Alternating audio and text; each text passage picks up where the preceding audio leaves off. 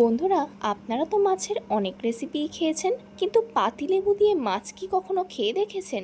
না খেয়ে থাকলে কোনো সমস্যা নেই। আজকে এই ভিডিওর মাধ্যমে আমি আপনাদের পাতিলেবু দিয়ে মাছ রান্না শেখাবো। চলুন আর কথা না বাড়িয়ে ভিডিওটা শুরু করা যাক। নমস্কার বন্ধুরা, আবার নতুন ভিডিও নিয়ে আপনাদের সামনে হাজির হয়েছি। আমার চ্যানেলে নতুন হয়ে থাকলে চ্যানেলটিকে সাবস্ক্রাইব করে আমার পাশে থাকবেন। চলুন আর কথা না বাড়িয়ে ভিডিওটা শুরু করা যাক। এখানে আমি 5 পিস মাছ নিয়ে নিয়েছি। আমি আমার পরিমাণ মতো নিয়ে নিয়েছি। আপনারা যতটা পরিমাণ রান্না করবেন সেই পরিমাণ মাছ নিয়ে নেবেন। আমি এখানে পোনা মাছ নিয়ে নিয়েছি। আপনারা যে কোনো মাছের এই রেসিপিটা করতে পারেন, খুবই সুন্দর লাগবে। এখানে একটা কড়া বসিয়ে দিয়েছি, এতে দিয়ে দেব জল, নর্মাল টেম্পারেচারের জল। এবার মাছগুলো দিয়ে দেব জলের মধ্যে।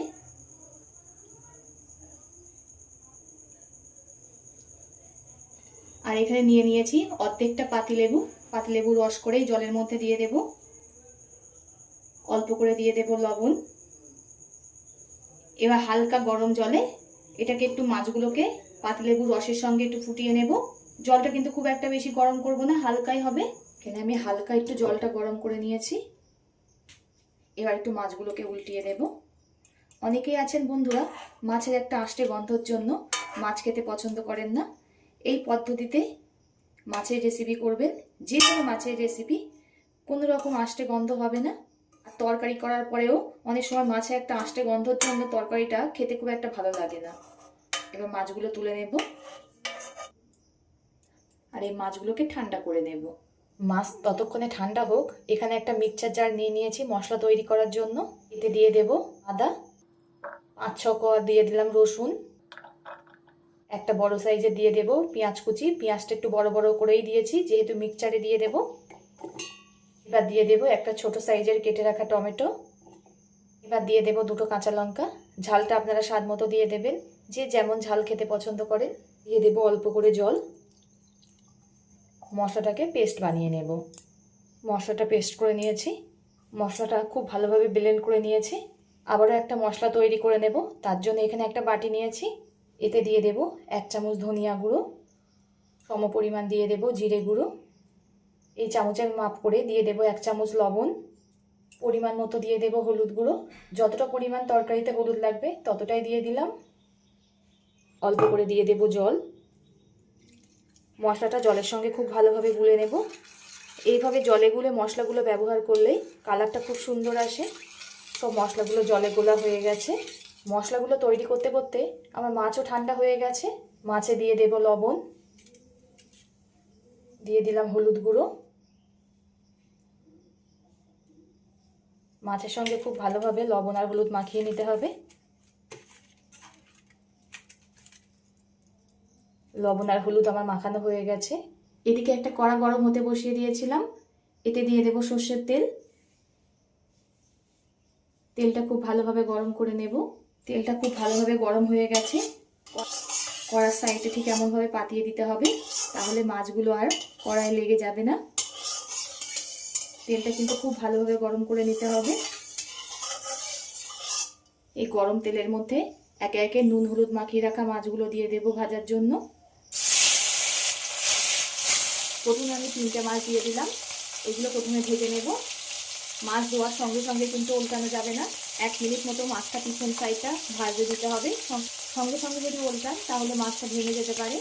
মাছের পিছন সাইডটা খুব ভালোভাবে ভাজা হয়ে গেছে। আমি 1 মিনিট মতো রেখে দিয়েছিলাম। উল্টিয়ে দেব। একই রকমভাবে পিছন সাইডটা মাছটা ভেজে নেব। মাছের 2 সাইডই খুব ভালোভাবে ভেজে নিয়েছি। দেখেছেন মাছ একটুও জড়ায়নি। এই মাছগুলোকে তুলে নেব। মাছগুলোও ভেজে নেব। মাছগুলো সব আমি ভেজে তুলে নিয়েছি। এবার এই তেলের মধ্যে দিয়ে দেব লম্বা লম্বা করে কেটে রাখা আলু। আমি এখানে 3টে আলু নিয়েছি মিডিয়াম সাইজের। এই পরিমাণ মতো নিয়ে নেবেন। এখানে নিয়েছি লম্বা লম্বা করে কেটে রাখা পেঁপে। এখানে একটা ছোট সাইজের পেঁপে দিয়েছি। পেঁপে আর আলু খুব ভালোভাবে ভেজে নেব। পেঁপে আর আলু বেশ কিছুক্ষণ ভাজার পরে এতে দিয়ে দেব অল্প করে লবণ। এই লবণটা দেওয়ার ফলে পেঁপে আর আলু খুব সুন্দরভাবে নরম হয়ে যাবে আর তাড়াতাড়িও হয়ে যাবে। আবারও খুব ভালোভাবে ভেজে নেব। আলু আর পেঁপে আমার খুব ভালোভাবে ভাজা হয়ে গেছে। সব কিছু তুলে নেব। কড়ার মধ্যে আবারও সর্ষের তেল দিয়ে দিলাম। তেলের মধ্যে ফোড়নের জন্য দিয়ে দিলাম কালো জিরে। কালো জিরে ফোড়ন দিলে খুবই সুন্দর একটা খেতে লাগবে। ফোড়নটা একটু ভাজা ভাজা করে নেব। এই কালো জিরে ফোড়ন দিলে তরকারির টেস্টটা দারুণ আসে। ফোড়নটা একটু ভাজা ভাজা করে নিয়েছি। এবার ব্লেন্ডারে যে মশলাটা ব্লেন্ড করে রেখেছিলাম সেটা দিয়ে দেব। যেহেতু মশলাটা একটু কাঁচা ছিল তাই গ্যাসটা লো টু মিডিয়ামে রেখে মশলাটা ভেজে নিতে হবে। হাই হিটে যদি মশলাটা ভাজা হয় মশলাটা পুড়ে যাবে আর টেস্টটা নষ্ট হয়ে যাবে। মশলাটা খুব ভালোভাবে কষিয়ে নিয়েছি। এই পদ্ধতিতে বন্ধুরা মাছের রেসিপি করে দেখবেন, মাছেতে কোনো আষ্টে গন্ধ বেরোবেই না। একটা সাধারণ রান্না অসাধারণ হয়ে উঠবে। এবার এতে ভেজে রাখা পেঁপে আর আলুটা দিয়ে দেব।